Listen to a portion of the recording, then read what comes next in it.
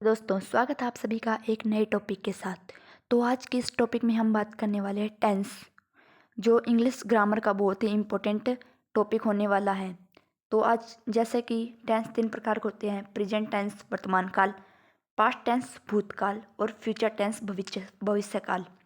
तो आज की इस वीडियो में हम प्रेजेंट टेंस का पूरा टॉपिक रिवीज करने वाले हैं, प्रेजेंट टेंस के बारे में। और अगले 2 वीडियो और आने वाले जिसमें हम पास्ट और फ्यूचर टेंस को आराम से समझेंगे। तो आज की इस वीडियो में हम प्रेजेंट टेंस के बारे में पढ़ने वाले हैं। तो प्रेजेंट टेंस, इसके 4 भाग होते हैं। तो फर्स्ट भाग है वो है सिंपल प्रेजेंट टेंस, जिसे प्रेजेंट इंडेफिनिट टेंस भी कहते हैं। तो प्रेजेंट इंडेफिनिट टेंस या फिर यूँ कहें सिंपल प्रेजेंट टेंस की हम अंतर कैसे देखें वाक्यों में। तो वाक्यों के जो अंत हैं उनमें अगर ता है, ती है, ते है आदि शब्द आते हैं तो वह सिंपल प्रेजेंट टेंस का वाक्य है, उदाहरण है। तो जैसे राम खाना खाता है, लास्ट में ता है, तो इसलिए यह सिंपल प्रेजेंट टेंस है।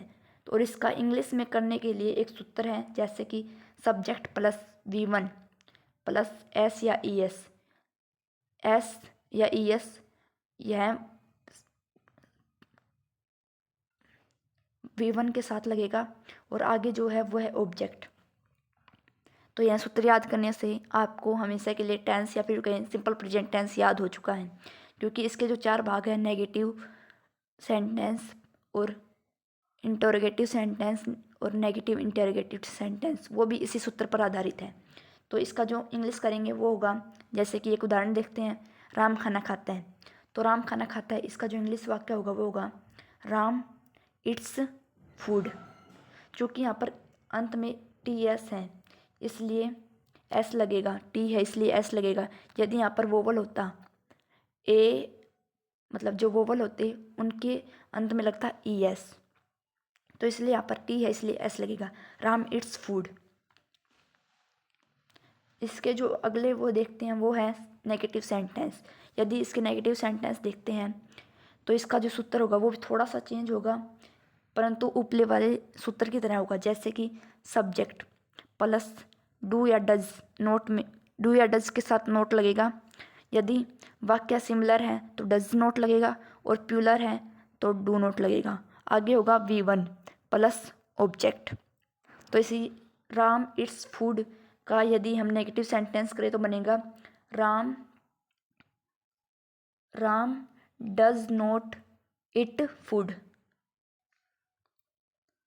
अगला है वो देखते हैं प्रश्नवाचक वाक्य, इंटेरोगेटिव सेंटेंस। तो इसका जो सूत्र होगा वो होगा डज नोट या डू नोट, वो है आगे आ जाएंगे, प्लस सब्जेक्ट प्लस वर्ब की फर्स्ट फॉर्म प्लस ऑब्जेक्ट। यदि हम उसी का करें कि क्या राम खाना खाता है, तो इसका जो इंटरोगेटिव सेंटेंस करे वो होगा क्या राम खाना खाता है। तो क्या की जगह आ जाएगा does, does Ram eat food, आगे आ जाएगा क्वेश्चन मार्क चिन्ह। अगला जो वाक्य है वो होगा नेगेटिव इंटरोगेटिव नेगेटिव सेंटेंस, जिसका सूत्र होगा डज या do plus subject plus not plus V1 plus object. आप मेरे साथ ये सेंटेंस पढ़ रहे होंगे, आपको थोड़ा सा अजीब लग रहा होगा कि यह क्या सूत्र है, परंतु यदि आप बार बार इनका रिवीजन करेंगे तो इस वीडियो को 1-2 बार ज़रूर से देखेंगे तो यह आपको हमेशा के लिए याद हो जाएगा। और यह ही टेंस याद करने का सबसे सिंपल तरीका है। यदि हम ऊपर वाले वाक्य को कन्वर्ट करें इंटरोगेटिव नेगेटिव सेंटेंस में, क्या राम खाना नहीं खाता है, तो इसका जो इंग्लिश करें वो होगा does Ram note it food, और आगे क्वेश्चनवाचक चिन्ह आ जाएगा। उम्मीद करती हूँ यह सिंपल प्रेजेंट टेंस आपको समझ में आ गया होगा। यदि आप इन्हीं सूत्रों के मुताबिक अगले या फिर यूँ कहें कोई दूसरा वाक्य करके देखेंगे चारों में, तो आपको बार बार में यह सेंटेंस या फिर सूत्र या सेंटेंस समझ में आ जाएंगे, और या फिर सूत्र की तरह ही आप यदि किसी सेंटेंस को कन्वर्ट करना चाहेंगे तो यह सिंपल होगा। मैं आपको एक होमवर्क क्वेश्चन देती हूँ, उसका आप मुझे सिंपल प्रेजेंट टेंस के जो 4 हैं उनमें कन्वर्ट करके दिखाना। तो वो होमवर्क क्वेश्चन है कि सीता स्कूल जाती है। सीता स्कूल जाती है। इसका जो है आप हमें 4 वाक्य बना के देंगे। नेगेटिव और इंटरोगेटिव, इंटरोगेटिव, नेगेटिव और जो ऊपर वाला हमने बताया था वो 4 हो गए ना। इनका जो आप आंसर है आप कमेंट करके ज़रूर देना। अगला क्वेश्चन अगला जो प्रकार है या फिर अगला जो वो है देखते हैं हम। अगला जो टॉपिक है प्रेजेंट टेंस का वो अगला जो पार्ट होने वाला है वो है प्रेजेंट कॉन्टिन्यूअस टेंस, यानी जिस टेंस में काम जारी हो रहा है या फिर जारी रह रहा है वही प्रेजेंट कॉन्टिन्यूअस टेंस है। तो इसकी जो पहचान है वो है कि वाक्य के जो अंत में रहा है, रहे हैं, रहा हूँ, रहे हैं आदि शब्द आते हैं तो वो प्रेजेंट कॉन्टिन्यूअस टेंस में आते हैं। जैसे कि राम खाना खा रहा है, कि यह काम जारी है तो इसलिए यह प्रेजेंट कॉन्टिन्यूअस टेंस का हिस्सा है। इसको याद करने का सूत्र है कि subject plus is are am. यदि आई हुआ तो एम आएगा सब्जेक्ट, यदि सब्जेक्ट प्लूरल हुआ तो आर आएगा, यदि सिमिलर हुआ तो इज आएगा। प्लस वी वन में क्या जुड़ेगा, I N G plus object. तो हम इसका जो है राम खाना खाता है इसका इंग्लिश करके देखते हैं। खाना खा रहा है, राम खाना खा रहा है तो राम सब्जेक्ट हो गया, तो राम के साथ इज आएगा, Ram is eating food. Negative sentence देखते हैं, उसका जो सूत्र है वो होगा वहीं सहायक क्रिया या फिर हेल्पिंग वर्ब के साथ नोट लग जाएगा। Subject plus is are am plus not plus V one में I N G plus object. तो जैसे कि राम खाना खा रहा है तो इसका जो नेगेटिव सेंटेंस करते हैं वो है राम खाना नहीं खा रहा है। तो इसका जो इंग्लिश करेंगे वो होगा Ram is note eating food. यह इसका नेगेटिव हो जाएगा। आगे देखते हैं, आगे है इंटेरोगेटिव सेंटेंस।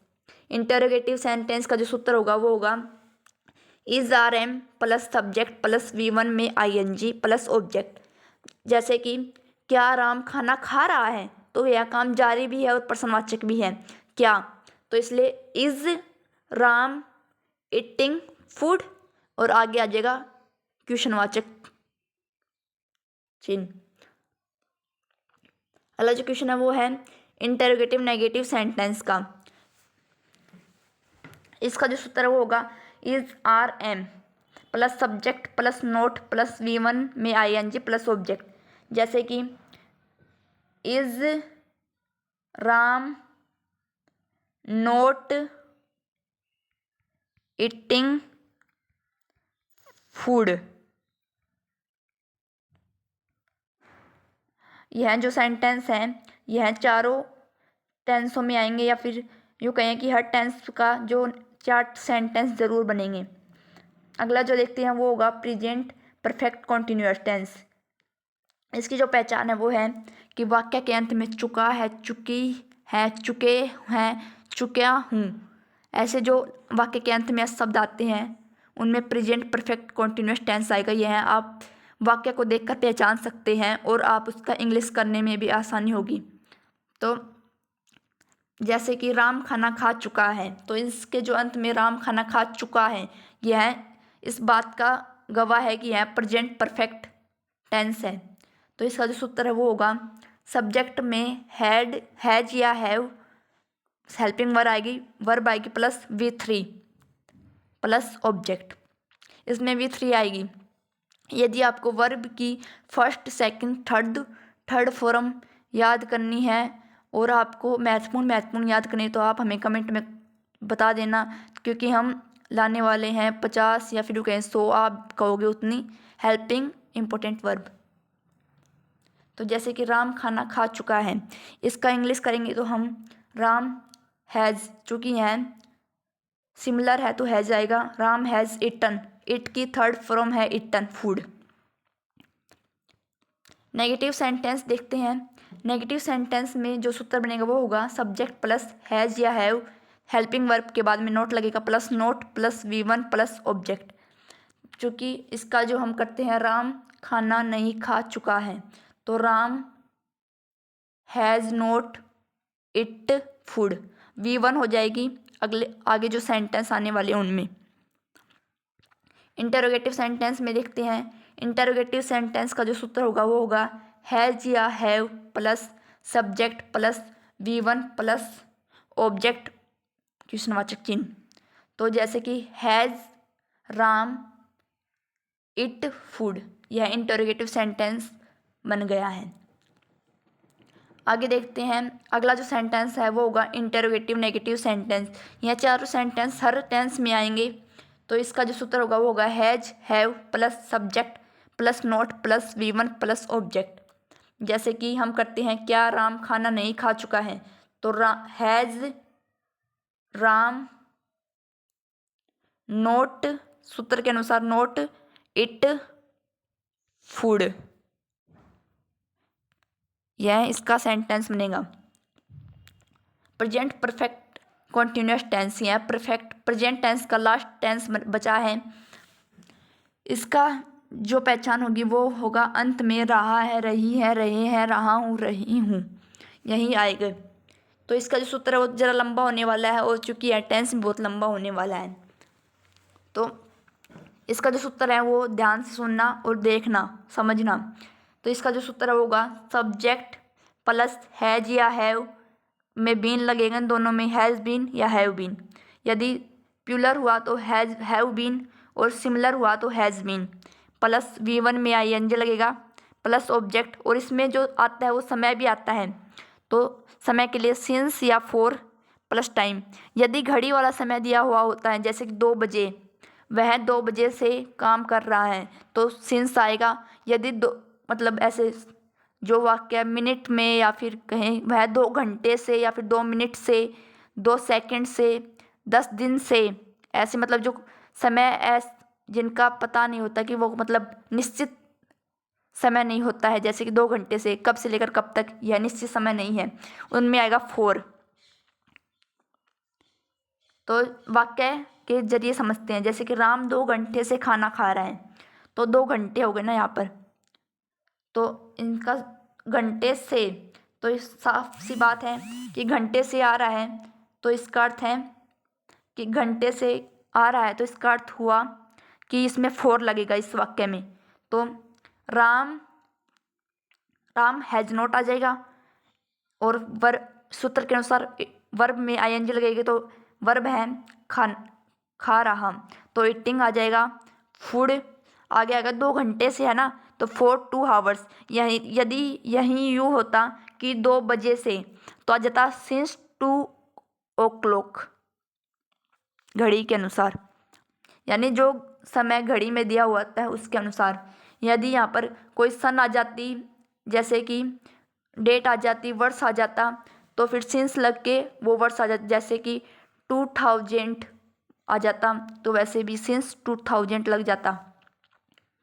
इसका जो नेगेटिव है सेंटेंस, उसका जो सूत्र है वो है सब्जेक्ट प्लस हैज़ या हैव में नोट लग जाएगा, प्लस बीन आ जाएगी, प्लस V1 में ING लग जाएगा, प्लस ऑब्जेक्ट प्लस सिंस या फॉर प्लस जो टाइम दिया हुआ वो आ जाएगा।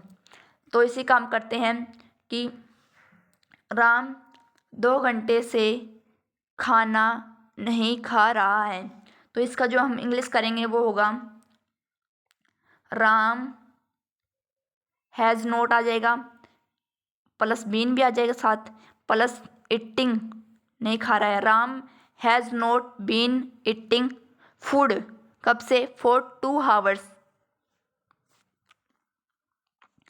इंटेरोगेटिव सेंटेंस का जो सूत्र होगा वो होगा हैज़ हैव, क्योंकि यह हेल्पिंग वर्ब है, यह बाहर आ जाएंगी, has have plus subject plus been plus verb में ING plus object plus since या फॉर प्लस टाइम, सिंस या फॉर के बाद में टाइम ही आएगा।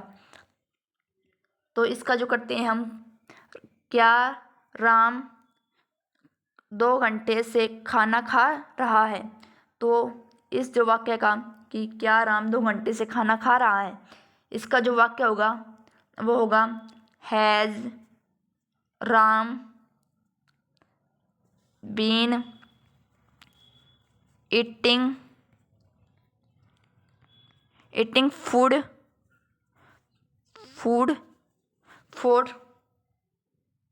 For 2 hours।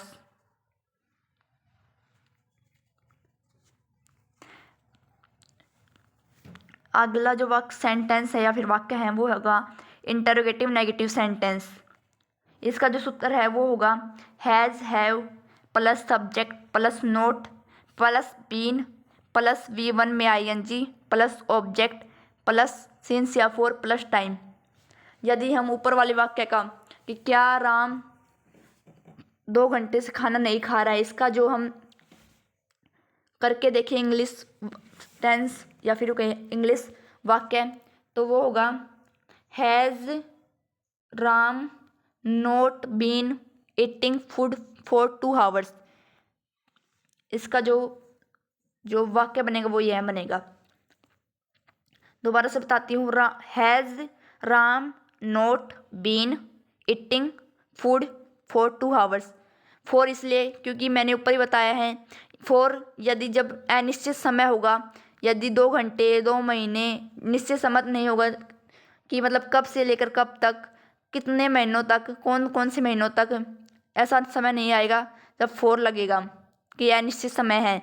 और यदि घड़ी वाला कोई वर्ष दे दिया, कोई घड़ी वाला समय दे दिया, कोई महीनों के नाम दे दिए तो सिंस आएगा। उम्मीद करती हूँ यह वीडियो आपको पसंद आई होगी। यदि पसंद आई होगी तो वीडियो को ज़रूर से लाइक करें, दिल से सपोर्ट करें वीडियो को। और यदि आपको यह सूत्र समझ में नहीं आ रहा तो इनका जो रिवीजन है यह वीडियो बार बार देखें और इन सूत्रों को अपनी नोटबुक में ज़रूर उतारें, क्योंकि इन सूत्रों के मुताबिक आप कभी भी टेंस भूल नहीं सकते हो यदि आपको ये एक बार ये याद हो गए तो। और पास्ट टेंस के लिए हम अगली वीडियो में फिर मिलेंगे। Thank you.